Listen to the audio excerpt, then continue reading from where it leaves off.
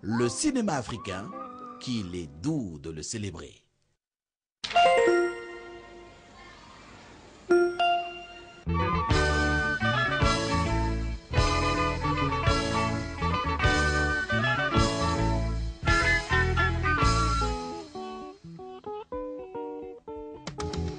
J'arrive, sergent.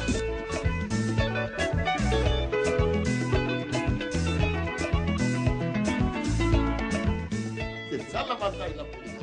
Quand il y a une qui refuse, l'autre est là. Oui.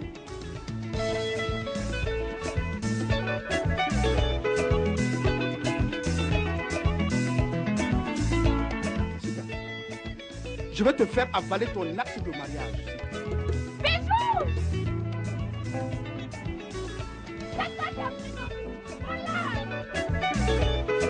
Ça sert à quoi d'avoir un téléphone si on n'a pas de quoi le recharger, hein?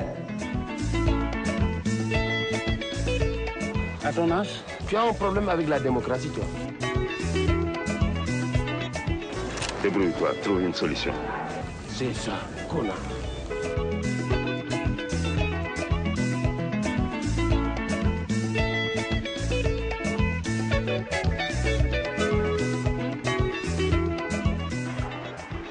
Pourquoi c'est simple? C'est ça, non? Mais c'est ça comment?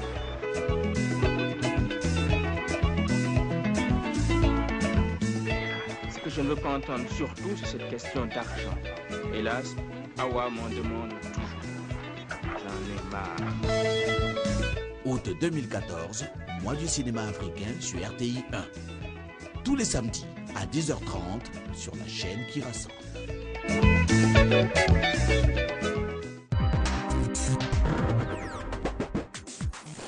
6h48, bonjour et merci de votre fidélité à ce programme.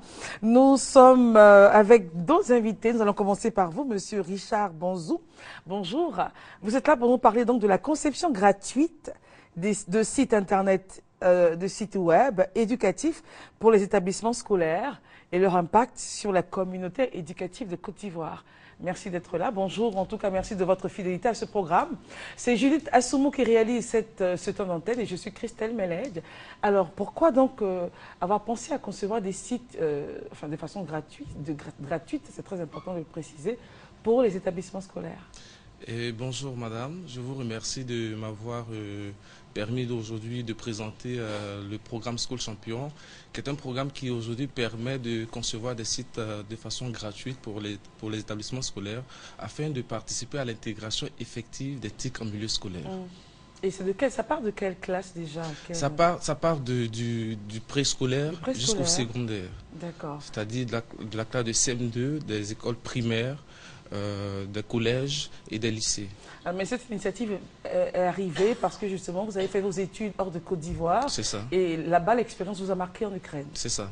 Et donc l'expérience a commencé depuis 2008 en Ukraine, là où j'ai fait mes études supérieures. Et donc depuis 2012, nous avons lancé également le projet ici en Côte d'Ivoire. Nous avons starté avec un petit nombre d'établissements scolaires, avec 7 établissements scolaires pilotes. Aujourd'hui, nous avons 432 établissements scolaires, c'est-à-dire 55% des établissements scolaires étatiques et 45% des établissements scolaires privés qui participent au programme. Comment ça a démarré? Ça a démarré un peu difficilement parce que j'étais encore en Ukraine et je suis rentré en contact avec certains ministères, plus précisément le ministère de l'Éducation nationale, avec des établissements scolaires privés qui ont dans un premier temps adhéré au programme. Et au fur et à mesure, nous avons renforcer la communication. Nous faisons aussi des masterclass qui permettent de renforcer les capacités des enseignants eux-mêmes. Quand vous dites vous, c'est-à-dire que c'est un groupe de personnes. C'est ça, c'est une équipe. C'est une équipe. Okay. Nous, comme je l'ai dit, nous avons commencé depuis l'Ukraine avec Dialogue Web Design, d'autres équipes ukrainiennes avec une équipe allemande avec qui on a commencé le programme. Qu'est-ce qui a motivé le ministère de l'Éducation nationale, selon vous, à vous suivre dans ce projet intéressant? Bon, ce qui a motivé le ministère de l'Éducation nationale, plus précisément la direction des lycées, collèges de Côte d'Ivoire, est dans un premier temps l'optique aujourd'hui d'une intégration effective des TIC en milieu scolaire. Parce qu'aujourd'hui, nous sommes comment on appelle, dans l'ère des nouvelles technologies. Et donc, les classes numériques sont mises à disposition, mais il faudrait que ces classes numériques soient utilisées à des fins éducatives. Parce qu'il y a le hard qui représente les appareils et il y a le soft qui représente le contenu et qu'on développe à partir des sites internet, et permettre aussi de faciliter cette communication-là entre l'établissement scolaire, les parents d'élèves et même les élèves. Parce qu'aujourd'hui, notre objectif, c'est de permettre aux parents d'élèves d'accéder au minimum d'informations déjà à la maison, dans les bureaux, à partir partout où ils sont. Il ne faudrait pas qu'ils se déplacent forcément pour aller dans l'établissement scolaire pour avoir, par exemple, l'emploi du temps, les fiches d'inscription, tout ça. Déjà sur le site internet de l'établissement scolaire, cela permettra cette communication. Également donner une visibilité au plan national, au plan international, aux établissements scolaires de la Côte d'Ivoire. Alors, évidemment, c'est un projet qui rentrait en ligne droite avec celui du ministère de l'Éducation nationale, insérer l'éthique en milieu scolaire. Voilà. De façon concrète, ça se passe comment? Bon, de façon concrète, sur le terrain, dans les écoles. Dans les écoles, nous avons reçu une autorisation, l'agrément d'accéder aux établissements scolaires étatiques, parce que les établissements privés nous ont accueillis. Mais pour travailler dans la ligne droite, en conformité avec nos lois et nos institutions, nous avons demandé l'autorisation auprès du ministère. Forcément. Voilà, qui nous a donné cette autorisation-là. Et donc, nous expliquons dans un premier temps le bienfait au chef d'établissement qui adhère. Et après cela, nous organisons des masterclass au niveau des enseignants et après également au niveau des élèves. Et l'établissement scolaire va sur le site internet, inscrit son établissement scolaire. En moins de 24 heures, il a un site internet qui lui permet à lui-même de l'administrer, de faire les mises à jour. Et vous le faites gratuitement? Et c'est gratuit. C'est un projet qui a eu la subvention des pays, des organisations internationales depuis l'Ukraine. Parce que de 2008 à 2010, c'est vrai que c'était subventionné à fonds propres. Et en 2010, quand nous avons participé au concours des innovations technologiques en milieu scolaire en Europe de l'Est, nous avons remporté la médaille en or. Depuis 2010 jusqu'en 2014, nous avons remporté les 4 médailles en or. Et donc, cela nous a permis d'avoir des subventions auprès des institutions internationales pour financer, comme, si vous me permettez de le dire, par exemple comme Intel Education qui nous a aidés à pouvoir financer, également Stella Systems qui est une structure en Ukraine. Également, nous avons eu la caution et le soutien financier du ministère de l'Éducation nationale ukrainienne qui a soutenu et qui a demandé à ce que toutes les écoles soient aujourd'hui sur Internet grâce au programme School Champion. Et nous avons commencé avec EduKit et EduBicol. Aujourd'hui, nous sommes School Champions parce que en 4 années d'affilée, nous avons remporté les médailles en or depuis l'Europe de l'Est qui comporte plusieurs pays, pas seulement l'Ukraine, la Pologne, la Biélorussie, même l'Allemagne, la Pologne. Tous ceux-là ont participé et le programme a remporté... comme vous l'avez dit, plusieurs prix. Alors vous avez dit, c'est aussi d'accommoder les enfants, les élèves au TIC. C'est ça. Alors, le fait de créer un site internet, qu'est-ce qui est fait justement pour que les enfants puissent rentrer en contact avec l'outil informatique? Est-ce que vous avez des moyens ou est-ce que les subventions vous permettent d'équiper ces écoles-là également en ordinateur?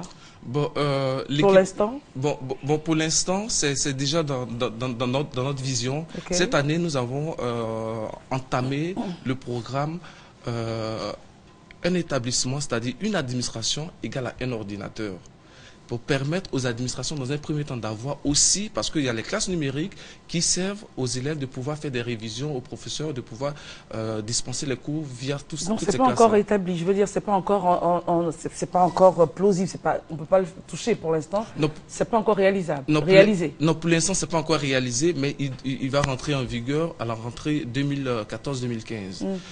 Voilà. Mais maintenant, ce que nous mettons à disposition des élèves pour pouvoir occuper ces élèves-là, pour que ces élèves puissent utiliser Internet à des fins éducatives, c'est le développement de contenus éducatifs libres qu'on appelle les CEL, qui leur permet de faire des révisions et permet aussi de réduire le taux de la cybercriminalité. Excusez-moi, pour mieux vous comprendre, les établissements ne sont pas dotés d'ordinateurs pour les élèves. Non. Vous créez juste le site Internet. Le site Internet et le développement de contenu éducatif. Et comment être sûr que le site Internet de cet établissement est visité par les élèves Et il y a de l'affluence, il y a de l'activité sur le site, ça bouge. Il ne faut pas créer un site pour qu'il soit comme une toile d'araignée. C'est ça. Nous avons, comme je l'ai dit, ce qu'on appelle les masterclass, qui permet de former les élèves et les enseignants. Également, nous avons le suivi qui nous permet de voir le nombre de visiteurs à travers des... Donc, ils le font dans les cyber, en fait? Non, pas dans les cyber. Ils le font où? Bon, les établissements qui n'ont pas de matériel informatique, bien évidemment qu'ils le font dans des cyber. C'est de ça que je parle, c'est de là que je parle. C'est ça. Maintenant, ceux qui ont déjà du matériel informatique qu'on accompagne les classes numériques, utilisent déjà au niveau des classes numériques. Maintenant, pour ces établissements-là qui n'ont pas d'installation, qui n'ont pas de salle informatique, qu'est-ce qui est prévu pour eux? Ce qui est prévu pour eux cette année, c'est le programme national, un établissement scolaire égal à un ordre. Financé par? C'est un programme qui est soutenu par le programme School Champion. Okay. Qui est soutenu par le programme School Champion, et déjà avec le lycée modèle Yopougon-Dokwa, nous avons déjà eu 2 séances de travail là-dessus, et ils nous ont apporté la liste des enseignants qui désirent aussi avoir l'outil informatique aussi pour pouvoir améliorer le rendement. Et déjà à partir de la semaine prochaine, la formation commence. Donc dans cet établissement, il y aura donc une salle informatique, il y aura des ordinateurs pour faire en sorte que le programme, dans toutes ces composantes, puisse être bien suivi par l'établissement. C'est ce que vous dites sur ce plateau. Bien sûr. C'est-à-dire que... c'est une école test. C'est un test pour vous, une situation pilote, ce qui va se passer dans cet établissement-là? Bon, pour nous, c'est en même temps une période, un test pilote qui va nous permettre de pouvoir étudier et analyser la dimension de ce programme-là au niveau du collège moderne Yopougon-Ndokwa. D'accord. Alors pour ceux des établissements de Côte d'Ivoire et peut-être même de l'Afrique de l'Ouest qui seraient intéressés par ce programme-là, comment faire pour vous joindre? De toute façon, vous le faites de façon... C'est vraiment pas à des fins onéreuses, hein, c'est cela? Bien sûr. D'accord. Vous êtes soutenu par des établissements. Est-ce que c'est déjà possible pour vous de sortir de Côte d'Ivoire et d'aller, par exemple, le faire, pourquoi pas dans d'autres pays africains? Voilà. Déjà, nous avons participé depuis 2010. C'est un de vos projets, j'espère. Bien sûr. Depuis 2010, nous avons participé à la e-learning au Bénin. J'étais l'année dernière au Sénégal, au Burkina, dans le cadre du même projet School Champion. Et le Sénégal a déjà adhéré. Et le Bénin a plus d'une centaine d'établissements scolaires qui bénéficient déjà du programme School Champion et qui ont déjà des retours très favorables. Vous tissez votre toile. Tout doucement, nous tissons notre toile parce que nous avons déjà fait l'Europe de l'Est. Aujourd'hui, c'est un programme qui a démarré vraiment difficilement au niveau de la Côte d'Ivoire, mais qui a été accueilli avec beaucoup de succès dans les pays de l'Afrique de l'Ouest, c'est-à-dire au Bénin, au Sénégal et tout ça. D'accord. Alors, comment faire pour vous joindre? Et pour nous joindre par le numéro de téléphone, c'est le 47 18 41 21. 47 18 41 21. Ou bien sur le mail, c'est jean.richard.bonzo@schoolchampion.com. C'est votre mail perso, ça? Ou bien le support@schoolchampion.com. D'accord. Merci d'être venu. Je vous remercie. Merci, c'est une très très belle initiative et bon vent. Merci en tout cas. Merci, madame. On se retrouve dans quelques instants. Nous allons carrément faire une autre transition. On parlera de santé. Parlons principalement de dons de sang. L'objectif, c'est 200 000 poches de sang par an en Côte d'Ivoire. Restez en notre compagnie et vous en saurez davantage. C'est à suivre sur RTI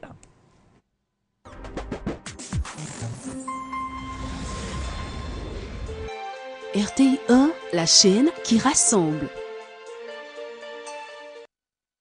La pierre à moudre et la broyeuse servent à écraser les légumes. Si toutes les deux ont la même utilité, elles ne sont pas pour autant logées à la même enseigne. La pierre à moudre demande beaucoup d'énergie. Quant à la broyeuse, elle est rapide et plus pratique. Aujourd'hui, la broyeuse est beaucoup utilisée et reste le chemin idéal pour tout, à savoir les jus, les sauces et les pâtes. Broyer, c'est très bon. Quand on s'en va utiliser, on met les trucs dans la machine, ça pile bien, puis c'est facile. Mais le caillou, c'est très très sale. Ça met le sable dans la sauce. C'est fatigant et puis ça salit la sauce même. Ça salit la sauce. Alors que broyeuse, tu ne te fatigues pas. Ça fait rapidement et puis tu t'en fais ta sauce. Je gagne en temps en venant ici pour piler les fruits, là je gagne en temps. Et puis c'est rapide, c'est bien fait, tout et tout. Ces jeunes gens ont décidé d'apporter leur soutien aux femmes moyennant une somme. Bon, quand les femmes envoient les légumes suffisamment, elles viennent et lavent. Quand elles finissent de laver, maintenant, nous, on commence à piler. Propre, et puis c'est fini. Bon, il y a 2 fois, ça vaut 100 francs à 100 francs. Voilà. Maintenant, prix de trucs, les j'aime là, si c'est un kilo, on fait ça à 500. Maintenant, si c'est un truc demi, on fait ça à 250 aussi. Travailler dans le bruit n'est pas chose facile, mais ces jeunes gens affirment tirer leur épingle du jeu. Bon, pour le moment, c'est pas trop, on n'a pas trop de problèmes. Si on travaille sur la machine, c'est tout. Si on gagne un peu dessus pour faire notre truc dépense, voilà, c'est ça. Les broyeuses ne sont pas installées partout. Dans la majorité des cas, elles sont implantées dans les marchés, un endroit favorable à la clientèle. C'est vrai, elles facilitent la tâche à la ménagère, mais un regard sur l'hygiène et c'est la catastrophe.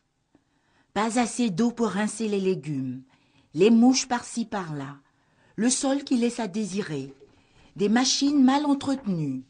Ces jeunes gens gagneraient à améliorer les conditions d'hygiène pour éviter que la transformation de ces légumes soit source de maladies.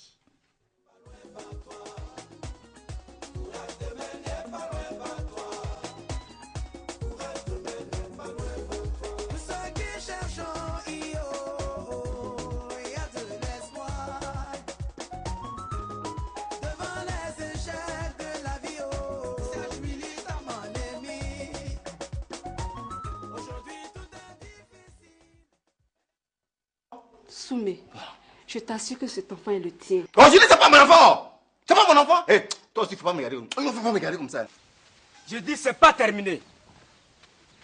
Je suis passé à autre chose et je te conseille d'en faire autant. Quoi Chérie, tu peux faire la présentation? Mota, je te présente Mekman, mon fiancé. Chérie, je te présente Mota, le boy de ma mère. Qui? Moi? Enchanté, monsieur. Levez-moi. Yelou. Chaque fois quand je dis fais attention à l'enfant, tu vois là où ça nous amène? Ça nous amène où? Ça nous amène où? J'ai un problème, je ne veux pas perdre mon travail. Est-ce que c'est clair? C'est quel bon travail même. Hein? Ça c'est de l'esclavage. Même au temps colonial, c'était pas vis-à-vis comme ça. Et puis, à cause d'un albinos, ça chez nous, on fait sacrifice à ça. Ouais, c'est ça, ouais. Hein? Soumé, c'est quel enfant qui peut être ton enfant? Albinos là? Soumé, ils t'ont blagué. Oh, ils t'ont blagué. Faut pas fâcher, chaque samedi à 19h25 sur RTI 1.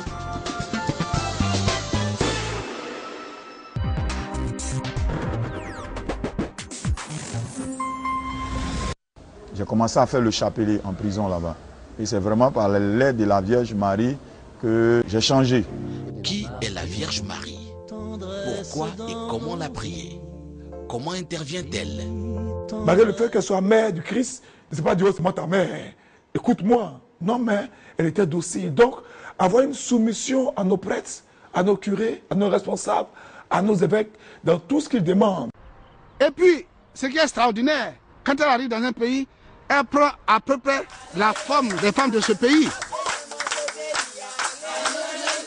Marie nous apprend que ce n'est pas parce qu'on suit Dieu que tout baigne dans l'huile.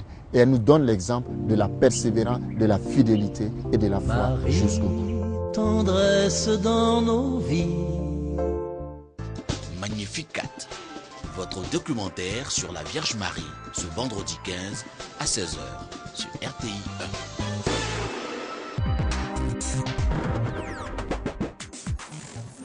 Merci de suivre les programmes de RTI 1, 200 000 poches par an. C'est ce que c'est votre souhait, monsieur le directeur du Centre national de transfusion sanguine, docteur Konaté Seydou.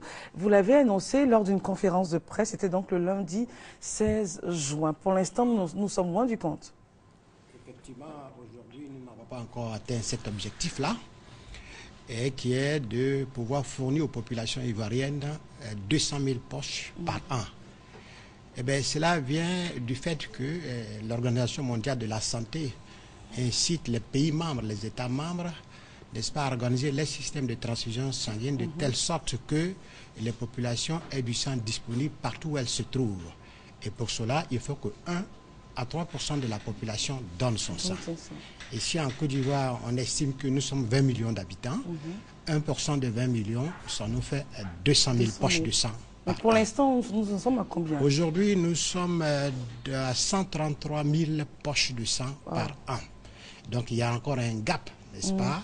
On peut dire que nous avons atteint un taux de 66% de production pour la population. Donc il reste encore 34%. Il y a eu des efforts quand même. Oui, il y a eu beaucoup d'efforts parce que nous sommes partis de 20 000 poches. Oui, tout à fait. De 20 000 poches il y a une dizaine d'années pour atteindre aujourd'hui les 133 000 poches. C'est beaucoup, mais c'est peu pour la population. C'est peu parce que les besoins sont énormes. Les besoins sont énormes, surtout chez le couple mère-enfant. Les enfants ont souvent besoin de sang parce qu'il y a des maladies anémiantes que sont le paludisme, que sont la malnutrition, et il y a des maladies parasitaires qui animent nos enfants. Mais aussi chez la maman, chez la mère, dans les accouchements, il y a les hémorragies, n'est-ce pas, des accouchements. Il faut savoir qu'il y a plus de 600 femmes qui meurent pour 100 000 accouchements, plus de 600 femmes qui meurent, et très souvent c'est pour des hémorragies. Et qui dit hémorragie dit besoin immédiat de sang. C'est pour cela que aujourd'hui les grossesses sont suivies, n'est-ce pas, pour éviter, pour diminuer ces hémorragies-là, n'est-ce pas, chez nos femmes qui accouchent. Donc en Côte d'Ivoire, le besoin est là. La thérapeutique transfusionnelle se développe, mais il faut dire que les plateaux techniques de nos hôpitaux aussi se développent. Donc les soins aujourd'hui, les soins sont gratuits pour le couple mère-enfant. Et donc les populations prennent d'assaut nos hôpitaux. Ce qui fait qu'il y a des prescriptions de sang. Il y a beaucoup de prescriptions de sang. Pas parce qu'il y a un gaspillage, non. Parce que c'est réel, le fait est là, les parents, les patients ont besoin de sang. Et ce sang-là, il faut le trouver. Mais il est là, le sang. Il est en Côte d'Ivoire. Il circule dans la veine de tout un chacun. C'est pour cela qu'on exhorte nos populations, n'est-ce pas, à ne pas regarder un centre de transfusion comme une usine qui fabrique du sang, mais un élément qui leur appartient et qu'ils doivent prendre d'assaut, parce que c'est en déposant du sang dans une banque de sang que la banque de sang a son sens. Alors, selon vous, qu'est-ce qui ferait en sorte que certaines intelligences hésitent encore à donner de leur sang? Alors, je dois dire que le don de sang en lui-même ne nuit pas au donneur de sang. Parce que tout le matériel qui est utilisé pour faire des prélèvements de sang sont du matériel à usage unique. Aujourd'hui, la science a beaucoup évolué. Nous utilisons le potentiel donneur de sang reçoit lui-même son matériel, il va à la salle de prélèvement, on le prélève et il rentre chez lui. Les quantités de sang qu'on prélève chez les donneurs de sang sont infimes. On prélève moins de 1/2 litre de sang par personne. Dans l'imaginaire, on dirait plutôt que on vous viderait de votre sang. C'est ce que l'imaginaire, oui, malheureusement. On le pense, mais ce n'est pas exact. On prend 7 millilitres par kilo de poids sans dépasser 450 millilitres. C'est pour cela que vous verrez dans les centres de transfusion sanguine des machines pour, n'est-ce pas, apprécier cette quantité de sang-là. Et puis vous passez d'abord voir un médecin qui apprécie en fonction de votre poids la quantité de sang à prélever. Par exemple, si vous êtes une personne qui a moins de 50 kilos, on ne vous prélèvera pas le sang. Évidemment. Voilà, parce que c'est par poids qu'on prend mais du par sang. Par contre, si vous êtes au-delà... Voilà, si j'avais 100 kilos, on prendra 100 millilitres, 7 millilitres par kilo de poids, mais sans toujours dépasser les 450 millilitres. Parce que le corps humain, en fonction du poids, a une quantité, n'est-ce pas, qui varie entre 4 et 5 litres de sang. On a à peu près entre 60 à 70 millilitres par kilo de poids. Donc, on a suffisamment de sang. Quand on prélève 450 millilitres, il y a suffisamment de sang qui reste. Et puis, ce qui est bien dans le don de sang, c'est que quand on vous prend ces 450 millilitres, au bout de 3 semaines, vous avez de nouveaux sangs qui régénèrent grâce à votre moelle. Donc, vous rajeunissez votre sang. En plus. Voilà, vous rajeunissez votre sang sans recevoir de sang parce que votre organisme produit lui-même du sang. Et donc, c'est pour cela qu'on exhorte nos populations à venir donner du sang, non seulement pour participer à un acte de santé, mais aussi pour contrôler leur propre santé. Parce qu'en faisant le don de sang, vous faites un bilan. Parce que le sang qu'on prend, il est analysé et les résultats sont vos résultats. Alors, avec votre permission, nous allons écouter la réaction de nos concitoyens sur le don de sang. Regardez.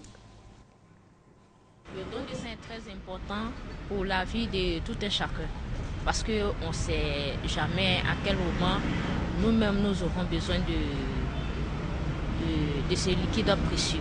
Il est très important que tout le monde fasse ce don de sang. Donner son sang, c'est sauver une vie, sinon plusieurs vies d'ailleurs.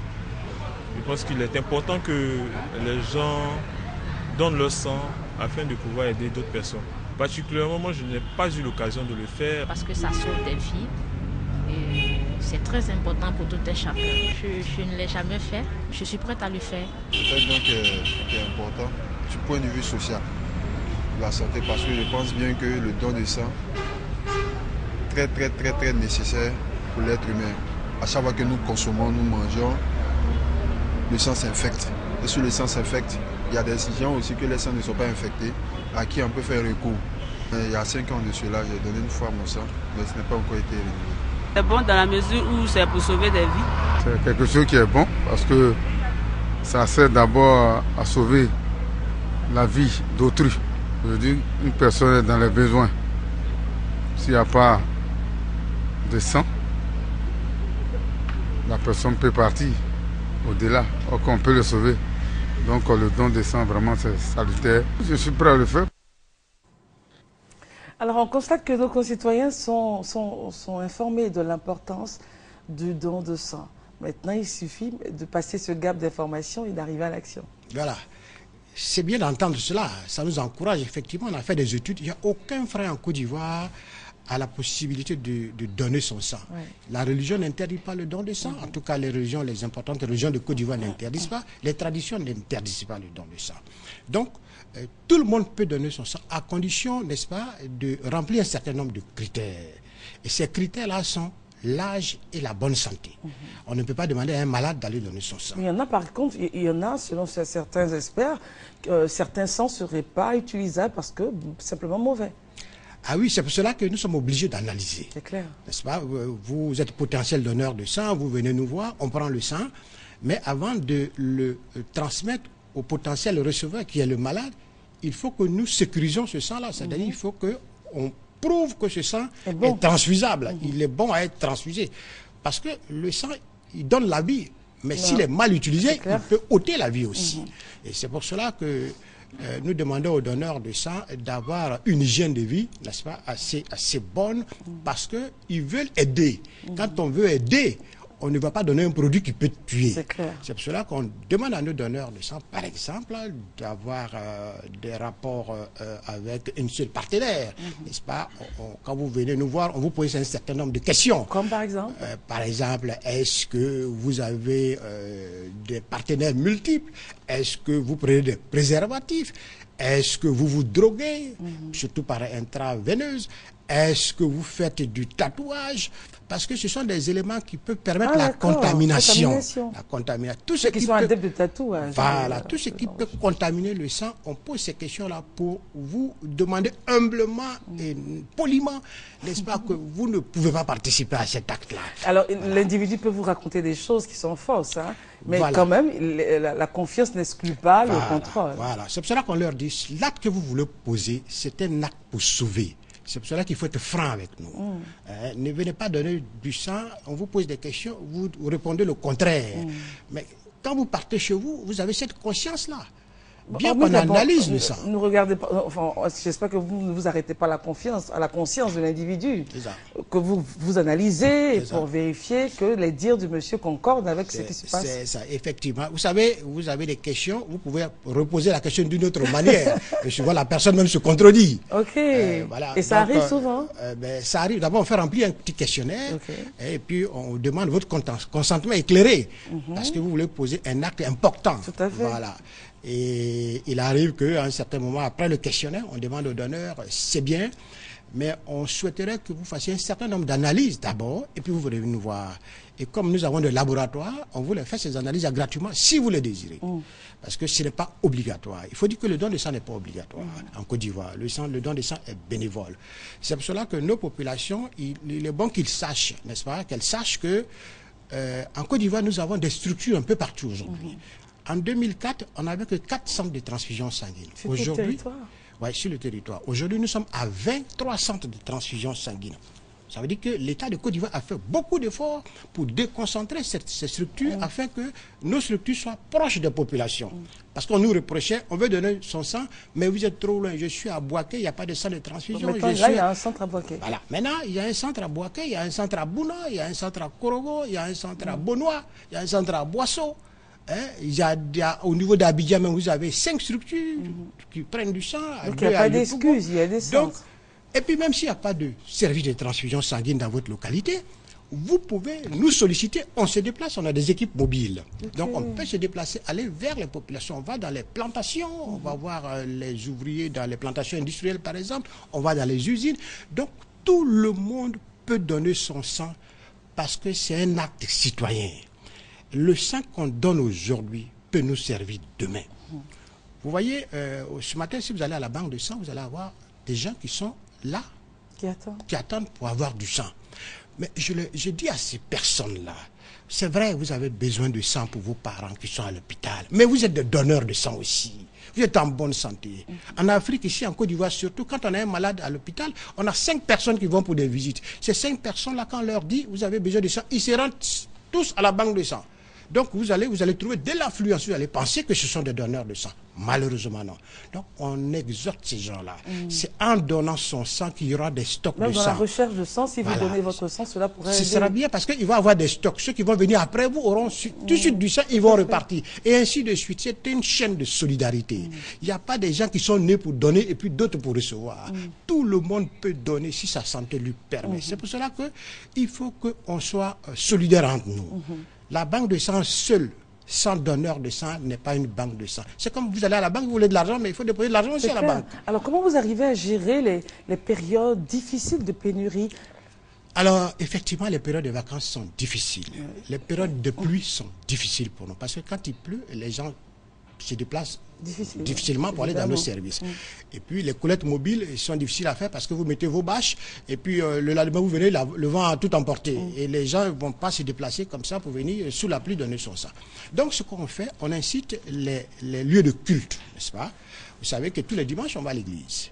Et donc les pasteurs, les prêtres souvent nous aident à sensibiliser leurs fidèles et nous nous déplaçons vers ces églises-là pour aller chercher du sang. C'est comme les mosquées aussi. Les imams nous aident à trouver du sang et il y a les associations de jeunesse, surtout pendant les vacances, avec qui on organise, n'est-ce pas, des opérations de don de sang. Vous savez que pendant les vacances scolaires, nos jeunes dans nos contrées, dans nos villages, il y a des manifestations, n'est-ce pas, villageoises, il y a un regroupement, et cela, c'est l'occasion, et on est toujours proche d'eux pour, n'est-ce pas, ces opérations de don de sang. Mais ce que je veux dire, on a beaucoup d'entreprises en Côte d'Ivoire qui ont plus de 50, qui ont plus de 100, qui ont plus de 200 personnes. Nous sollicitons ces entreprises. Nous allons nous déplacer vers ces entreprises en collaboration avec ces médecins d'entreprise pour collecter du sang. Pour collecter du sang pour que nous puissions avoir des stocks. Parce que si vous avez suffisamment de stocks, personne n'attendra pour avoir du sang. Et ça vite. Comment gérez-vous justement les périodes de manque? Est-ce que déjà ça arrive ici en Côte d'Ivoire? Alors, le sang n'a jamais suffi. Je vous ai dit, nous avons besoin de 200 000. Et là, nous sommes à 133 000. Oui. Donc, ça veut dire que ce n'est pas suffisant. Oui. Ce n'est pas suffisant. Pour tout le territoire. Pour tout le territoire. Pour tout le territoire. Aujourd'hui, nous distribuons 350 poches par jour. 350 poches par jour. Vous savez, si vous prenez 10 jours, ça vous fait 3500 poches qui sont distribuées. En un mois, vous avez près de 11 000 poches de sang qu'on distribue dans nos hôpitaux. Mais ce n'est pas suffisant. Parce que ça veut dire que les besoins sont énormes. Et c'est pour cela que chacun de nous doit participer. Et là, aujourd'hui, je suis devant votre plateau. C'est pour ça aussi. Et c'est pour cela que j'ai dit aux journaux, à nos frères, les journalistes, nos amis, les journalistes qui écrivent dans les journaux, il n'y a pas de sang, la banque de sang a anémié. C'est bien de dire aussi, allez-y donner du sang, mais on n'entend pas écrire cela. Donc, je souhaite vraiment que nos amis, les communicateurs, nous aident aussi. Vous êtes aussi, vous, dans une dynamique de communication pour dire un peu ce dont vous avez besoin et surtout inciter tout le monde à le faire. Voilà pourquoi nous faisons les journées portes ouvertes. On fait la journée mondiale du don de sang. De temps en temps, nous passons sur vos plateaux, n'est-ce pas, pour dire qu'il ne faut pas oublier. Tous les 3 mois, on peut donner son sang. Ce n'est pas tous les jours, c'est tous les 3 mois. Ça veut dire que dans l'année, 4 fois, on peut donner son sang. Et comme j'ai dit, le sang donné est renouvelé. Et le sang donné sauve des vies. Peut sauver une vie, peut sauver 3 vies. Parce que le produit sanguin que nous prenons, disons le sang qu'on prend, qu'on appelle la matière primaire, qui est le sang total, quand il rentre dans nos laboratoires, on le fractionne en plusieurs éléments. On les sépare en plusieurs éléments. Parce que les malades, quand on dit un malade a besoin de sang, c'est un produit spécifique dans le sang dont il a besoin. Vous avez des malades, quand on dit qu'ils ont besoin de sang, c'est des plaquettes sanguines qu'ils ont besoin. Les plaquettes sanguines, c'est quoi? du moins scientifique, c'est des thrombocytes. Ça veut dire que ce sont des éléments qui permettent de favoriser vite la coagulation du sang. Parce qu'il y en a qui saignent, il y en a qui ont des épistaxis, qui saignent par le nez. Il faut leur donner ces éléments-là. Voilà, il faut leur donner, sinon ils vont se vider de leur sang. Il y en a aussi qui ont besoin de ce qu'on appelle les globules rouges, ce qu'on appelle les érythrocytes. Cela, c'est pour transporter l'oxygène, n'est-ce pas, dans le corps. Parce que le sang est le transport d'oxygène. Voilà pourquoi quand on n'a pas de sang, on meurt parce que les cellules ne sont pas oxygénées, donc les cellules meurent. Quand les cellules meurent, c'est le corps entier qui meurt. Et vous avez d'autres éléments qui sont les globules blancs qu'on appelle les leucocytes. Ceux-là, ce sont les soldats, n'est-ce pas, du corps qui défendent le corps.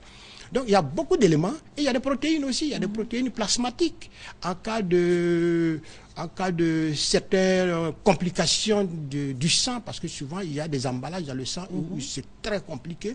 Il faut donner ces protéines-là qu'on appelle le plasma et pour sauver nos maladies. Chez les grands brûlés par exemple, qui soignent du corps, il faut leur donner du plasma parce qu'ils sont en train de perdre leur plasma. Et c'est pour cela que aujourd'hui en Côte d'Ivoire, on arrive à fabriquer tous ces produits. Donc on a évolué du sang total, on a pratiquement plus de sang total, on a 90% de notre production qui est de produits séparés, donc spécifiques aux malades. Et la sécurité du sang en Côte d'Ivoire est une sécurité garantie par l'OMS, parce que l'OMS nous dit pour que le sang soit sécurisé, il faut une batterie d'examen. En Côte d'Ivoire, cette batterie d'examen est pratiquée sur tous les produits sanguins. Le problème de la Côte d'Ivoire, c'est la bataille. Il faut gagner la bataille de l'autosuffisance. Justement, parlons d'autosuffisance. Si nous revenons aux régions, vous avez dit que toute la Côte d'Ivoire était fragmentée et que chaque région était alimentée en centre. C'est ça. Est-ce qu'il y a des moments où une région en manque et Abidjan ou une autre région doit secourir? Oui, vous savez comment vous faites le transport? Voilà, vous savez qu'ici, l'organisation de la transfusion sanguine, il y a un seul opérateur, qui est le Centre national, et ses démembrements. Et donc, si vous n'avez pas de sang, par exemple, à Gagnoa, et à Daloa, il y a du sang, le responsable de Gagnoa appelle Daloa et il lui fait parvenir du sang, ou bien l'ambulance de l'hôpital fait partie du sang dans des caissons isothermes qu'on appelle des glacières avec des accumulateurs de froid, n'est-ce pas? Parce qu'il faut que le sang soit conservé à une certaine température. Ça, c'est très délicat. Le sang a une température de 4 plus ou moins 2 degrés.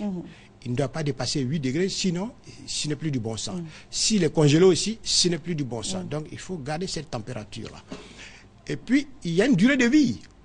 Le sang qu'on prélève, au bout de 42 jours, si ce sang n'est pas consommé, il est périmé.